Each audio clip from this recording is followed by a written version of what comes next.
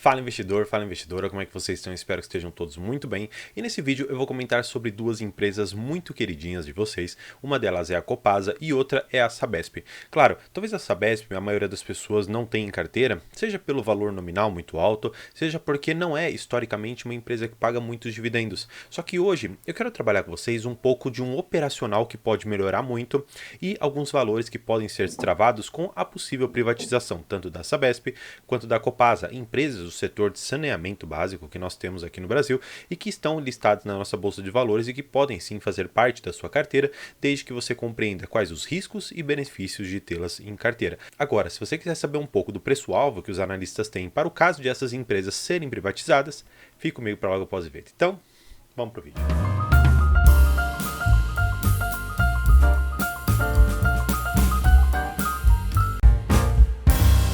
Bem, esta aqui é uma matéria da Infomoney que eu vou trazer para vocês.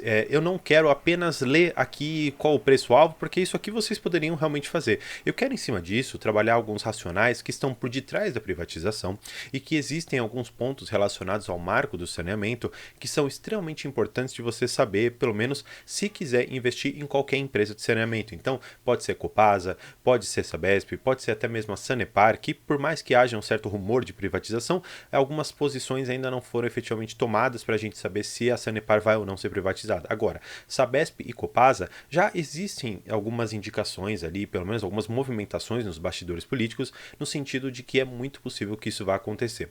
E aqui eles trazem para a gente que o preço-alvo de Sabesp ele passou a ser de R$ 74,90, indo para R$ 83,60 por ação, representando aqui essa valorização de 42%. Eles colocam aqui algumas outras coisas em relação ao que aconteceria com e sem privatização, porque aquele preço que deram para nós foi de uma casa. Agora, pegando de outras casas de análise, o que eles dizem aqui para nós? O BBA ele aponta que assumiu a chance de zero privatização. Se não houver a privatização, ou seja, se a Sabesp continuar sendo do governo, nós teremos um preço-alvo de R$ 71,90, dando um upside de 24%. Agora, se eles tiverem uma chance de privatizar, eles passam para o upside de 65% com preço-alvo de R$ 95,40 por ação.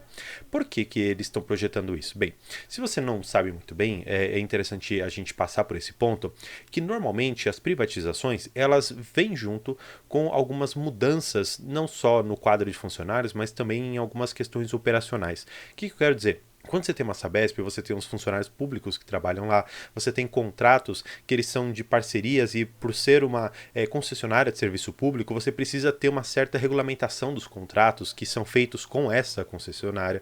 Então, existe um engessamento, vamos dizer assim, não só da questão dos funcionários, mas também dos contratos. E exatamente por isso que com a privatização, você tirando essas amarras, você consegue melhorar tudo isso.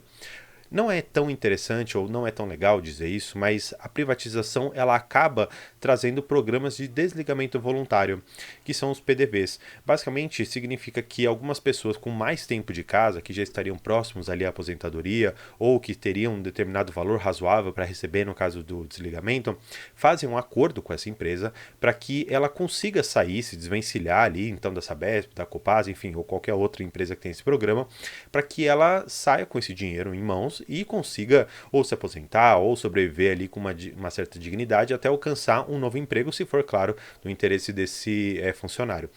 Isso, por um lado, reduz o custo de folha, ou seja, o custo de pagamento dos funcionários.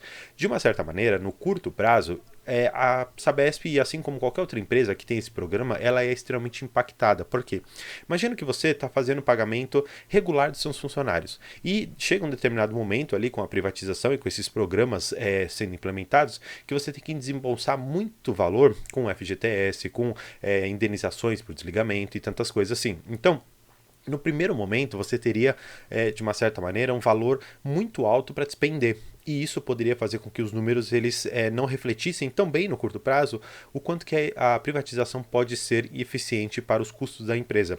Só que, olhando para o médio e longo prazo, isso se transforma em algo exponencial, porque você deixa de gastar com os funcionários e você aplica no seu operacional, gerando muito mais lucro para a empresa.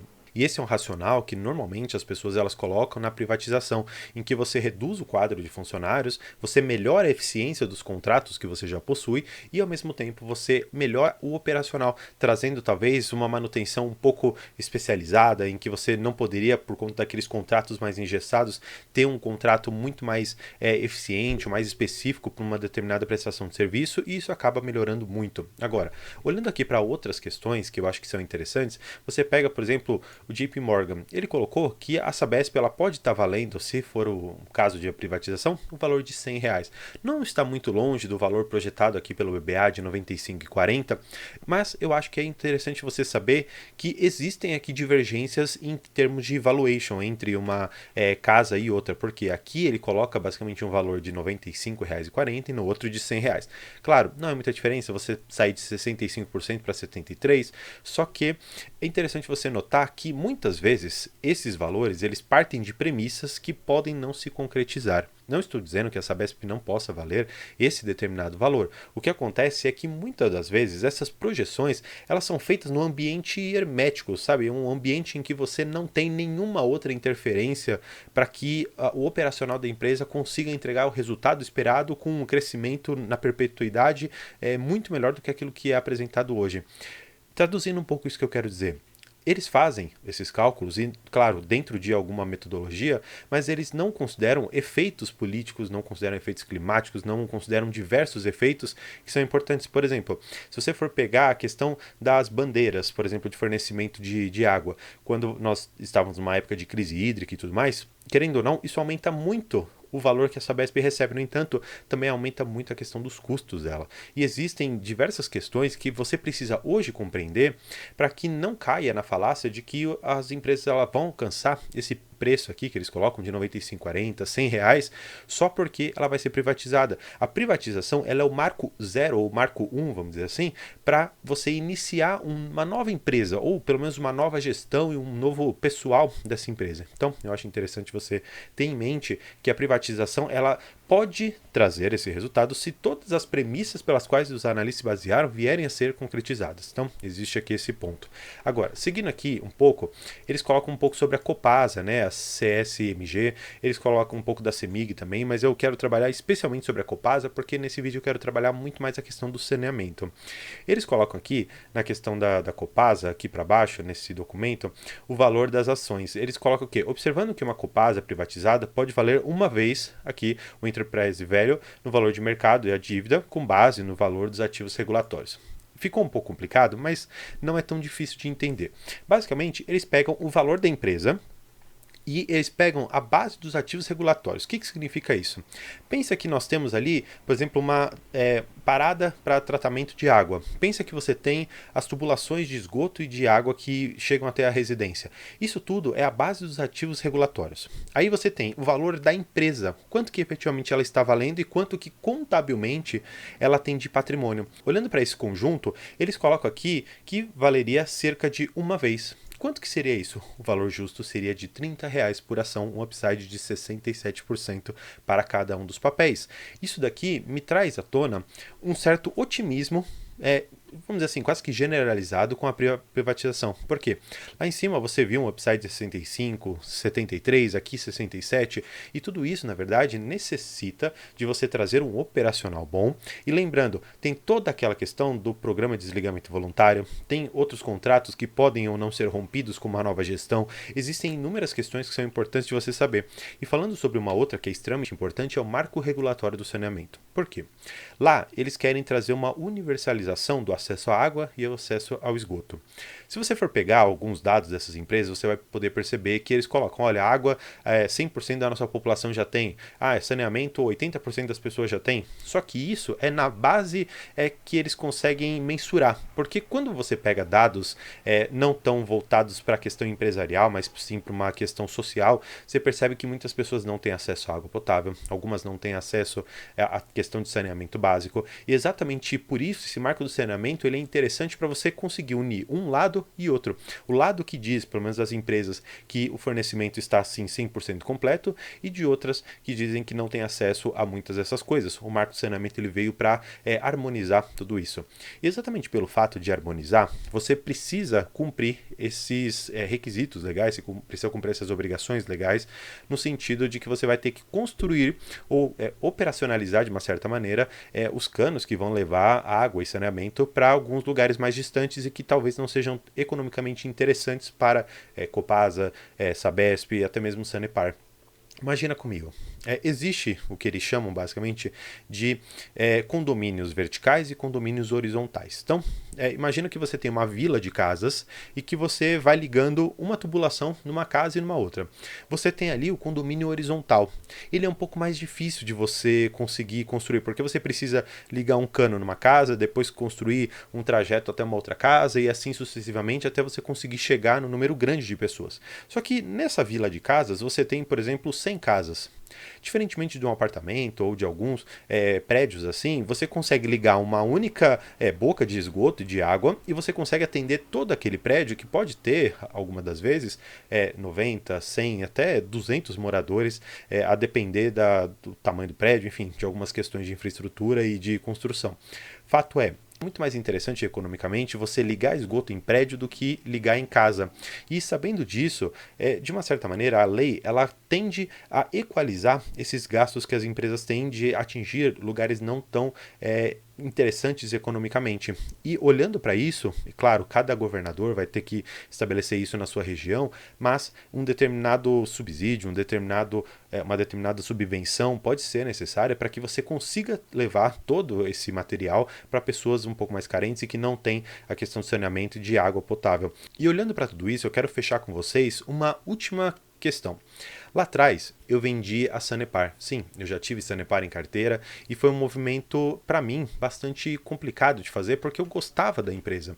Eu enxergava que havia números muito saudáveis ali dentro, um lucro crescente, só que havia algumas coisas que me incomodavam como investidor iniciante e isso, de uma certa maneira, acaba sendo a preocupação de muitas pessoas e até a queixa. O fato de ela anunciar num determinado exercício e pagar apenas no outro, ou seja, anunciou em 2022 um determinado valor e vai pagar em 2023 e sucessivamente. Isso, de uma certa maneira, me incomodava, mas o que me levou realmente a sair dessa ação foi esse marco do saneamento. Não que ele seja ruim, socialmente ele é ótimo. Agora, no ponto de vista de lucro da empresa, você vai ter que levar a água e esgoto para lugares que não são economicamente tão interessantes. Você vai ter que ter um gasto muito grande para você conseguir construir tudo isso, e isso vai demandar um capital muito intensivo de qualquer uma dessas empresas que eu estou trazendo aqui para vocês.